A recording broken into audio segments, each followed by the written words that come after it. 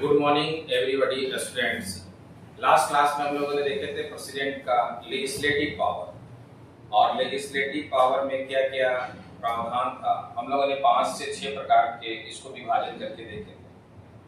उसी प्रकार का राष्ट्रपति का एक महत्वपूर्ण शक्ति है ऑर्डिनेंस, ये अध्यादेश की शक्ति। और अध्यादेश की शक्ति इतनी इंपॉर्टेंट है, एक तो अनुच्छेद किस अनुच्छेद में दिया गया है, अध्यादेश कहाँ से लिया गया है और अध्यादेश का पहली बार उल्लेख किस अधिनियम में मिलता है। पहले ब्रिटिश शासन काल में कौन अध्यादेश जारी करता था, वर्तमान समय में अध्यादेश कौन जारी कर रहा है, अध्यादेश किस विषय पर जारी किया जाता है और ये अध्यादेश का क्या प्रभाव पड़ता है, कब अध्यादेश जारी किया जाएगा, अध्यादेश का जीवन काल कितना होता है। इन सभी बिंदुओं पर हम लोग चर्चा करेंगे राष्ट्रपति की अध्यादेश की शक्ति में। तो नेक्स्ट जो हम लोग टॉपिक देखेंगे राष्ट्रपति की अध्यादेश की शक्ति।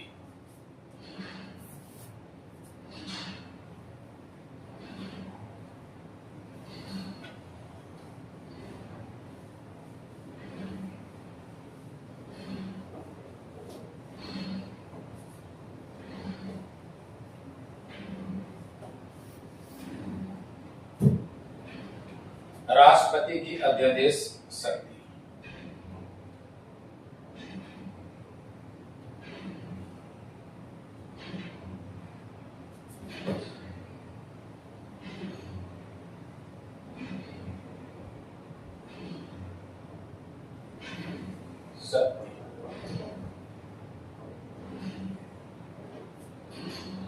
Ordinates power of the president. राष्ट्रपति का जो अध्यादेश अधिदेश होता है ऑर्डिनेंस, और ऑर्डिनेंस जो पावर है वो राष्ट्रपति से संबंधित है। अब ये अध्यादेश कहां से लिया गया है, तो अध्यादेश ब्रिटेन के संविधान से लिया गया है। तो पहला सबसे इंपॉर्टेंट पॉइंट आपको याद रखना है कि अध्यादेश कहां से लिया गया है।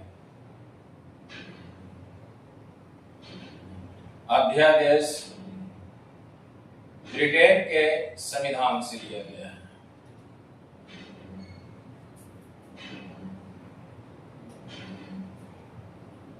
संविधान से लिया गया है।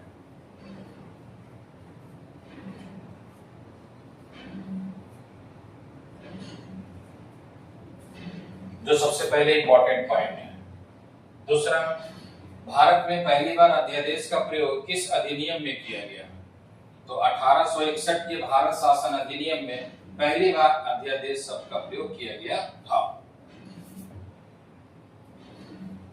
1861 के भारत शासन अधिनियम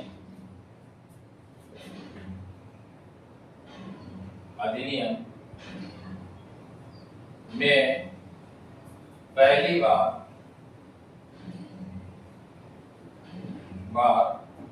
अध्यादेश शक्ति का प्रयोग किया गया था।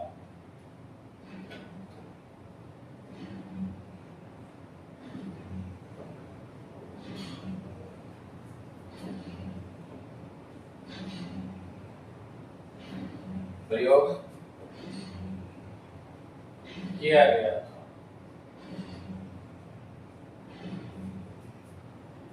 और इस समय जो अध्यादेश जारी करने की शक्ति किसको दिया गया था, तो भारत के वायसराय को।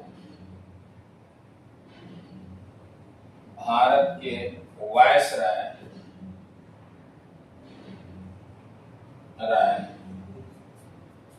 अध्यादेश जारी करता था।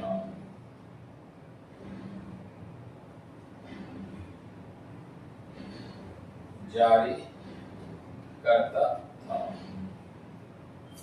इस अध्यादेश की शक्ति में विस्तार कब किया गया, 1935 के अधिनियम में किया गया। 1935 के भारत शासन अधिनियम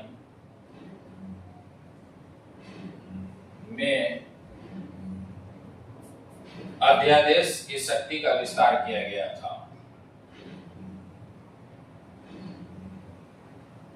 अध्यादेश की शक्ति का विस्तार किया गया था।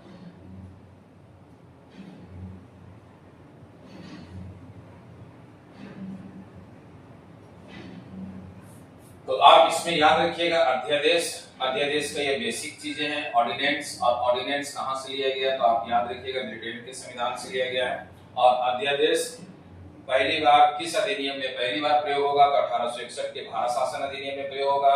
और पहले अध्यादेश जारी कौन करता था तो भारत का वायसराय। और 1935 के अधिनियम में वायसराय को, ये गवर्नर जनरल को अध्यादेश जारी करने का शक्ति में विस्तार किया गया था। ये बेसिक चीजें जो आपको जानना है अध्यादेश के विषय में। और जब अध्यादेश पढ़ेंगे तो इस अध्यादेश से संबंधित महत्वपूर्ण पॉइंट आपको याद होना चाहिए। अब यहाँ पर ये अध्यादेश के संबंध में, जब संविधान निर्माण किया गया तो अध्यादेश को दो भागों में विभाजित कर दिया गया। एक राष्ट्रपति को दे दिया गया अध्यादेश जारी करने का केंद्र में, और राज्य में राज्यपाल को दे दिया गया अध्यादेश जारी करने की शक्ति। तो हम लोग देखते हैं अध्यादेश को दो पार्टों में विभाजित करके। जब तक आप इसका स्क्रीनशॉट ले सकते हैं।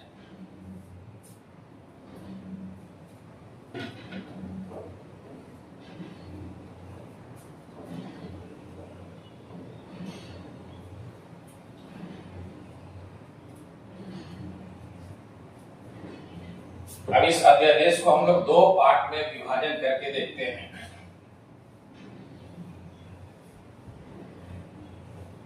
अभी 2025 में अध्यादेश से जुड़ा हुआ क्वेश्चन भी पूछा गया है। अध्यादेश से जुड़ा हुआ यूपीएससी में 25 मई 2025 को आईएएस का जो पेपर हुआ है उसमें अध्यादेश से क्वेश्चन पूछा गया। उस अध्यादेश के क्वेश्चन के संबंध में भी डिस्कस करेंगे। तो यह अध्यादेश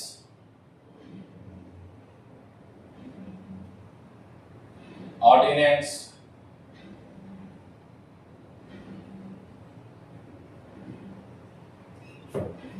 इस अध्यादेश को हम लोगों ने दो पार्ट में कर देते हैं। एक केंद्र,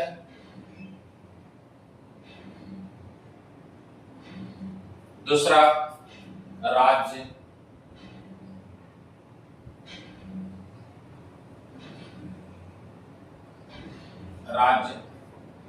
केंद्र में राष्ट्रपति,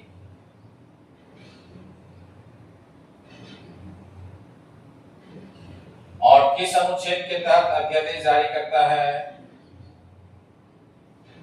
123। अब यदि इसको मैं आपको है राष्ट्रपति का अध्यादेश पता है कि किस 123 अनुच्छेद में है और राज्यपाल को आपको पता नहीं है, तो इसके लिए मैंने एक शॉर्ट ट्रिक डिस्कस किए थे लास्ट वीडियो में, आप वो वीडियो देख भी सकते हैं कि 112 से लेकर 124 के बीच में आर्टिकल है। केंद्र का आपको पता है, और यदि आपको स्टेट का निकालना है, राज्य का निकालना है, तो उसमें आप 90 ऐड कर देंगे। तो उसी तरह हम लोग यदि 123 में 90 ऐड करेंगे तो ये हो जाएगा 213। तो राज्यपाल जो है, राज्यपाल या गवर्नर अनुच्छेद 213 के तहत अध्यादेश जारी करता है। तो अध्यादेश में क्या है कि हम लोगों ने इसको देखे हैं अध्यादेश, और अध्यादेश में केंद्र और राज्य दोनों से संबंधित है। अध्यादेश का अर्थ होता है कानून का निर्माण करना।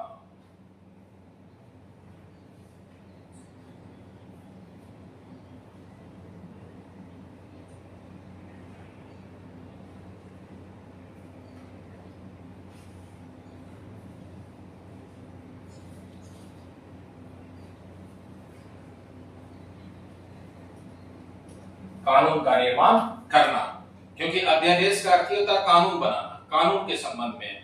लेकिन ये कानून कैसे बनेगा उसकी कुछ प्रक्रिया है, कुछ प्रोसीजर है जो हम लोग को जानना है। तो यह अध्यादेश के संबंध में याद रखिएगा, अनुच्छेद 123 में अध्यादेश जारी करने की शक्ति राष्ट्रपति को दिया गया है, और 213 में आर्टिकल 213 में राज्यपाल गवर्नर को अध्यादेश जारी करने की शक्ति दी गई है।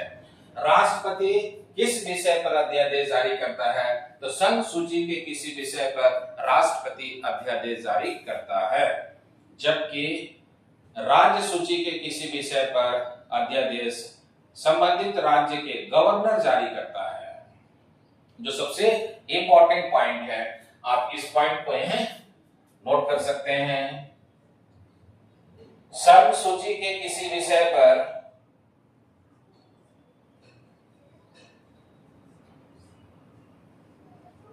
संघ सूची की कुल संख्या कितनी 100। संघ सूची किसी विषय पर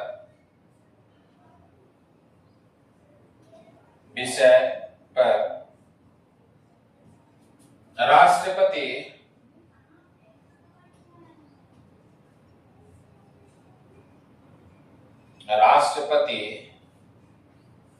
अध्यादेश जारी करता है।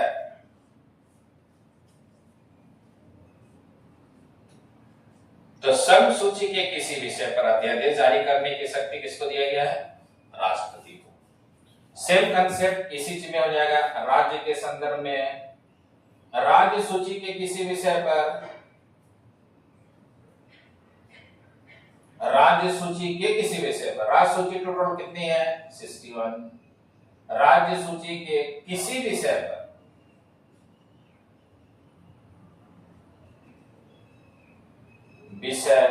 पर राज्यपाल अध्यादेश जारी करता है।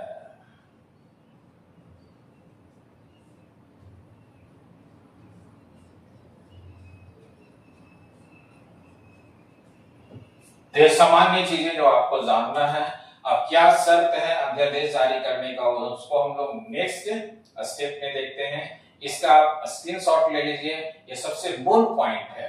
आर्टिकल याद करने का तरीका मैंने बता दिया। आर्टिकल में क्या बोला कि 123 में आप 90 ऐड कर दीजिए, और 90 कहां से कहां तक ऐड करना है? अनुच्छेद 112 से लेकर 124 के बीच में यदि केंद्र आपको पता है तो अनुच्छेद उसमें निकालने के लिए राज्य का उसमें 90 ऐड कर दीजिए। जब उसमें 90 ऐड कर देंगे तो ये हो जाएगा राज्य का। और यह सबसे महत्वपूर्ण है अध्यादेश। राष्ट्रपति का अध्यादेश जो शक्ति है विधायी शक्ति के समान है, लेजिस्लेटिव पावर के समान है। तो मैंने लेजिस्लेटिव पावर का एक वीडियो बना करके यह अपलोड कर चुके हैं, वहां भी आप जाके देख सकते हैं। और यह इसका अध्यादेश शक्ति में अलग से इसलिए करा रहे हैं कि यहाँ क्वेश्चन पूछा जाता है एग्जाम में। जैसे अभी 25 में 2025 को आईएएस का पेपर हुआ प्री, उसमें भी अध्यादेश का क्वेश्चन पूछा गया है। तो इसके लिए क्या है कि अध्यादेश एक अलग टॉपिक के साथ में आपको बता रहे हैं। जो सबसे ये अध्यादेश क्या है? एक प्रकार का राष्ट्रपति की लेजिस्लेटिव पावर है, विधायी शक्ति है, जो सबसे महत्वपूर्ण माना जाता है। तो आप इसे याद रखिएगा, ये आप स्क्रीनशॉट इसका आप ले सकते हैं।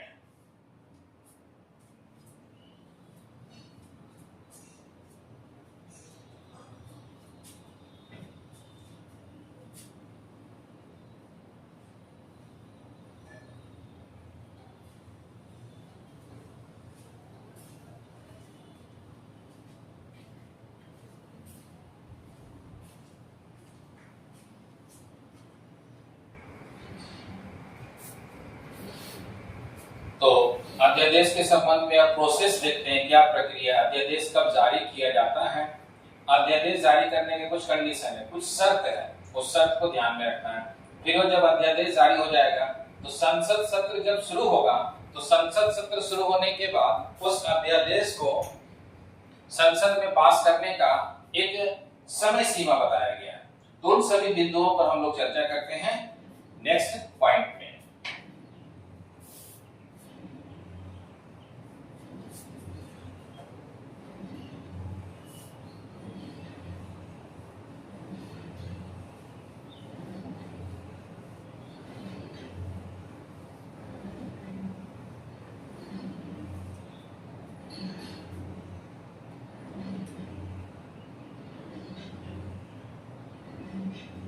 अध्यादेश जारी करने का शर्त, क्या कंडीशन है?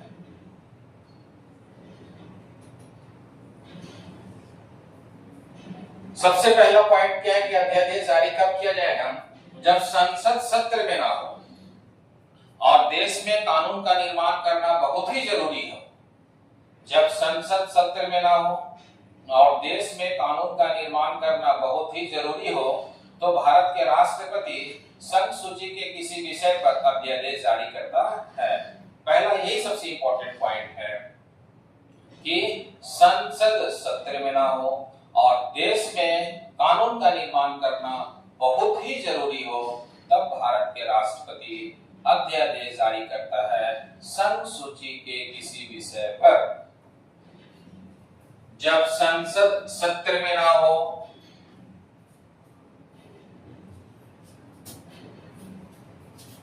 संसद सत्र में ना हो और देश में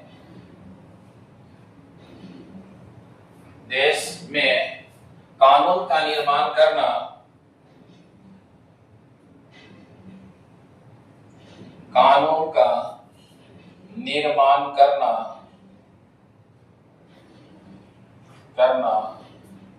बहुत ही जरूरी हो, बहुत ही जरूरी हो, तो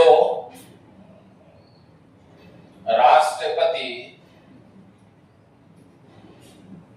संसूची के किसी विषय पर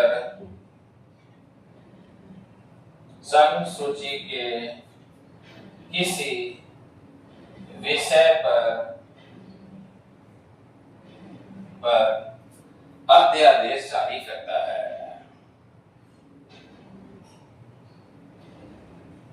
अध्यादेश जारी करता है। पहला कंडीशन यह है कि संसद सत्र में ना हो और देश में कानून का निर्माण करना बहुत ही जरूरी हो, तब भारत के राष्ट्रपति संघ सूची के किसी विषय पर अध्यादेश जारी करता है। अब अध्यादेश जारी हो गया। अब उसके बाद कंडीशन है कि संसद सत्र शुरू होने के 42 दिनों के अंदर या 6 सप्ताह के अंदर जिस विषय पर अध्यादेश जारी किया गया है वह संसद में पास होना जरूरी है, और यदि वह संसद में पास होता है तो जिस विषय पर अध्यादेश जारी किया गया है वह कानून बनेगा। और यदि किसी कारणवश अध्यादेश जो प्रस्ताव पर लाया गया और प्रस्ताव संसद में पास नहीं होता है तो अध्यादेश जो है स्वतः ही समाप्त हो जाएगा। तो दूसरा कंडीशन जो सबसे इंपॉर्टेंट है, पहला कंडीशन तो समझ में आ गया कि संसद में सत्र में ना हो, ठीक है ना, और देश में क्या हो, कानून का निर्माण करना बहुत ही जरूरी हो, तब क्या करेंगे, संघ सूची के किसी विषय पर अध्यादेश जारी करेंगे राष्ट्रपति। अब यहां दूसरा है, संसद सत्र शुरू होने के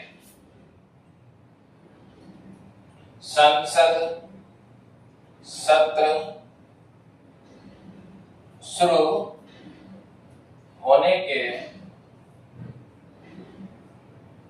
के 42 दिनों के अंदर 42 दिनों के अंदर या 6 सप्ताह के अंदर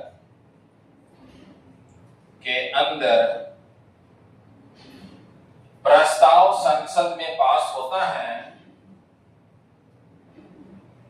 प्रस्ताव संसद में पास होता है तो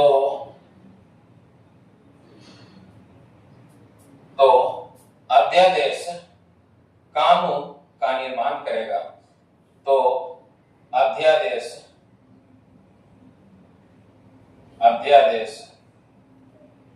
कानून बन जाएगा।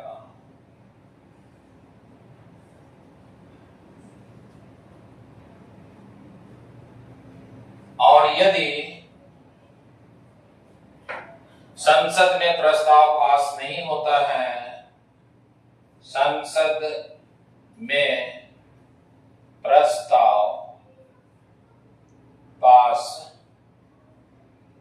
नहीं होता है तो अध्यादेश स्वतः समाप्त हो जाएगा। समाप्त हो जाएगा। तो ये कुछ कुछ इंपॉर्टेंट पॉइंट है जो आपको जानना है। संसद में जो प्रस्ताव 42 दिन, आप इसमें याद रखना है कि 42 दिनों के अंदर वह प्रस्ताव संसद में पास होना चाहिए। ये 6 सप्ताह के अंदर संसद में प्रस्ताव पास हो जाना चाहिए। यदि वह प्रस्ताव पास होगा तो क्या बन जाएगा? अध्यादेश कानून बन जाएगा, जो सबसे इंपॉर्टेंट है। और यदि प्रस्ताव पास नहीं होता है तो क्या हो जाएगा? अध्यादेश स्वतः ही समाप्त तो हो जाएगा। जो सबसे महत्वपूर्ण पॉइंट है यह है, 2 आपको कंडीशन है, शर्त है जो आपको याद होना चाहिए। कहीं भी आप मेंस में लिख रहे हैं, आप मेंस में आईएएस, पीसीएस, आईएएस के मेंस में बहुत बार क्वेश्चन पूछा गया है। अभी मैं बोला ना कि आईएएस के में अभी 25 मई को जो प्री हुआ है 2025 का, उसमें प्री में क्वेश्चन पूछा। अभी क्वेश्चन पर भी डिस्कस करते हैं कि क्या इसमें पूछा गया, थीम क्या उस क्वेश्चन का है। तो यह इंपॉर्टेंट है जो इससे जुड़ा हुआ है। अच्छा, अध्यादेश में 1-2 पॉइंट और भी मैं समझा देता हूं कि अध्यादेश जो है यह पूर्व अधिनियम किसी भी तारीख से किसी भी वर्ष में इसे लागू भी किया जा सकता है। एक तो यह, दूसरा कोई भी संशोधन हो, कोई भी पहले से चला आ रहा कानून बना करके उसमें भी अध्यादेश के संबंध में बदलाव किया जा सकता है। तो ये कुछ पॉइंट है जो इंपॉर्टेंट है, जो क्वेश्चन हमेशा पूछा जाता है। अब अध्यादेश का जीवन काल क्या होता है जो हम लोग देखते हैं, इसका जब तक आप स्क्रीनशॉट ले सकते हैं। जो सबसे इंपॉर्टेंट पॉइंट है शर्त, कंडीशन।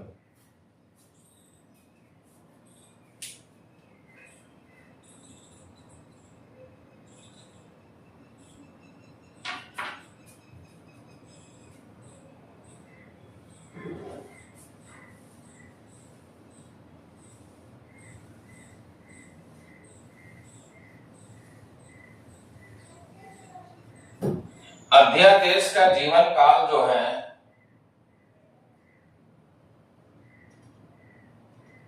अध्यादेश का जीवन काल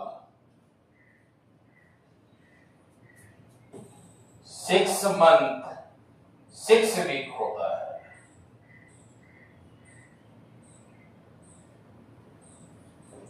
आप इसे याद रखिएगा, अध्यादेश का जो जीवन काल है वह 6 महीने 6 सप्ताह होता है।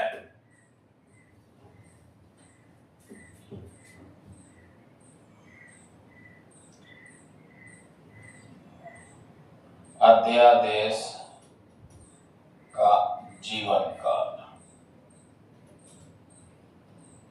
आप इसे याद रखिएगा, 6 मंथ 6 वीक होता है, जो सबसे महत्वपूर्ण पॉइंट है।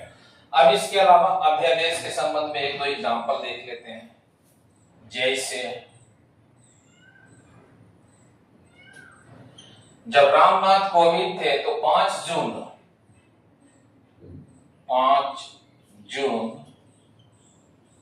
2017 ईस्वी को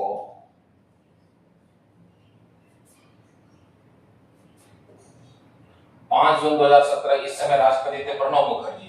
फिर जुलाई में चुनाव होगा तो बन जाएंगे रामनाथ कोविंद। तो याद रखिएगा 5 जून 2017 ईस्वी को प्रणब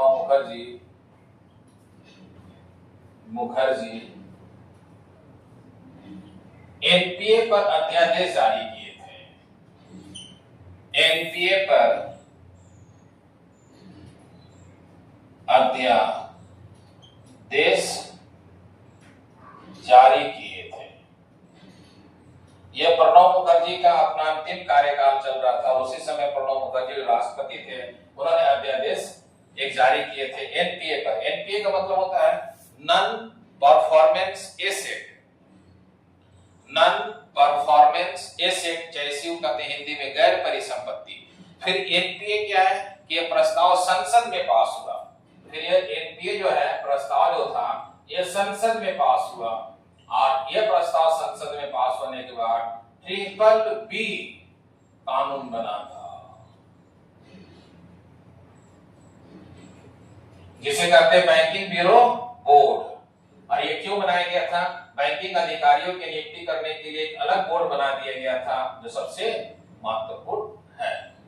और इसका पहला चेयरमैन बनाया गया था विनोद राय को, जो विनोद राय पहले कैग के चेयरमैन थे, सीएजी के पहले चेयरमैन थे विनोद राय, जो बना दिया गया था। पहले BBB का चेयरमैन बनाया गया था। तो ये एक इंपॉर्टेंट है प्रणब मुखर्जी का एक जारी किया गया है द्रौपदी मुर्मू के द्वारा,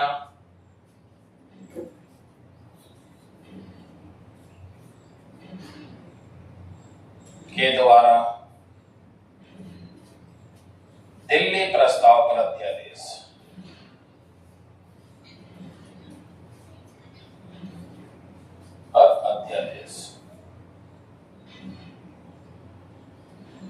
तो ये आप याद रखिएगा, अध्यादेश के संबंध में जब भी आएगा क्वेश्चन तो ये एग्जाम में पूछा जा सकता है। अध्यादेश बहुत ही इंपॉर्टेंट टॉपिक है जो इससे जुड़ा हुआ है। अब यूपीएससी में अध्यादेश के संबंध में कौन सा क्वेश्चन आया है, पहले मैं वो क्वेश्चन को लिख देते हैं, इसके बाद वो क्वेश्चन पर मैं डिस्कस कर दूंगा कि इसमें क्वेश्चन का क्या डिमांड है और वो क्वेश्चन में क्या पूछा गया है।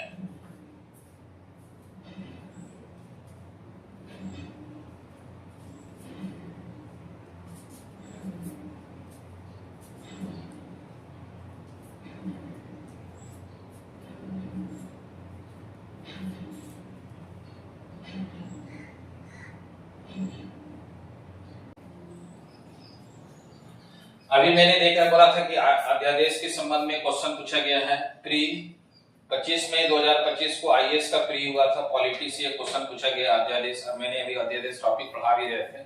अब अध्यादेश के संदर्भ में इसमें 3 स्टेटमेंट दिया हुआ है। पहला क्या कह रहा है कि भारतीय राज्य व्यवस्था के संदर्भ में निम्नलिखित तथ्यों पर विचार कीजिए। निम्नलिखित तथ्यों पर विचार करना है। और फिर इसके बाद बोला है कि उपयुक्त तथ्यों में से कौन सा कथन सही है, इस पर हम लोग को विचार करना है। ठीक है, पहला दिया अध्यादेश में, अध्यादेश किसी केंद्रीय अधिनियम को संशोधित कर सकता है। कोई भी केंद्रीय अधिनियम है, कोई भी अधिनियम है, उसको संशोधित करने का अधिकार अध्यादेश के तहत दिया गया है। तो अध्यादेश किसी भी केंद्रीय अधिनियम को संशोधित कर सकता है, यह स्टेटमेंट सही है।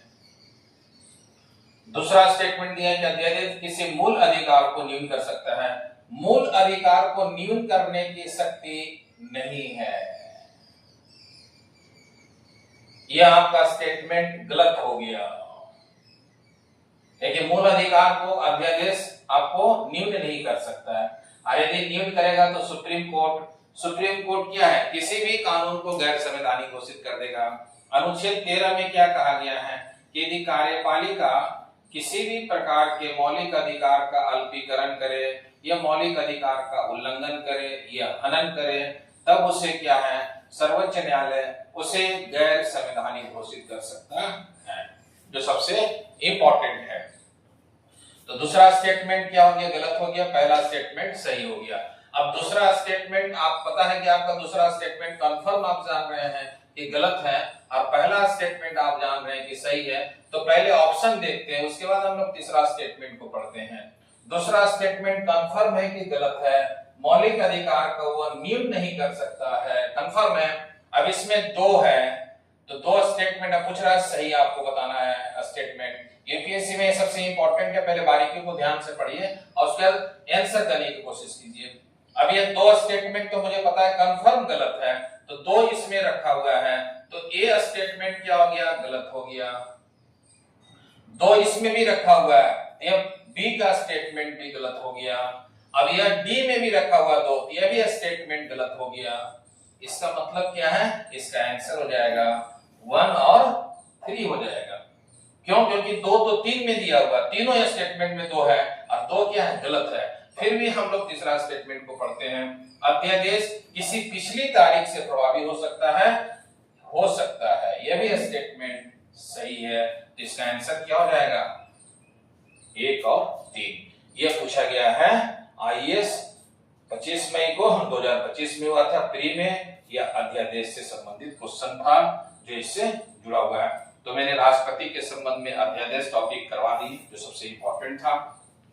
अध्यादेश को आप पढ़ें, और अध्यादेश में मेंस में क्वेश्चन काफी पूछा जाता है। सेम कंसेप्ट मैंने राष्ट्रपति पढ़ाए हैं, सेम कंसेप्ट होता है राज्यपाल के संदर्भ में, वही राज्य के संदर्भ में लागू होगा जो इससे संबंधित है। और अध्यादेश जो है राष्ट्रपति की, इससे पहले 2 शक्ति हम लोग पढ़ चुके हैं, एक लेजिस्लेटिव पावर, दूसरा है एग्जीक्यूटिव पावर। आज हम लोगों ने पढ़ लिया ऑर्डिनेंस पावर प्रेसिडेंट का, और प्री का क्वेश्चन भी हम लोगों ने सॉल्व कर लिए जो पूछा गया है 25 मई 2025 को। इसलिए ऑल द बेस्ट। जय हिंद, जय भारत।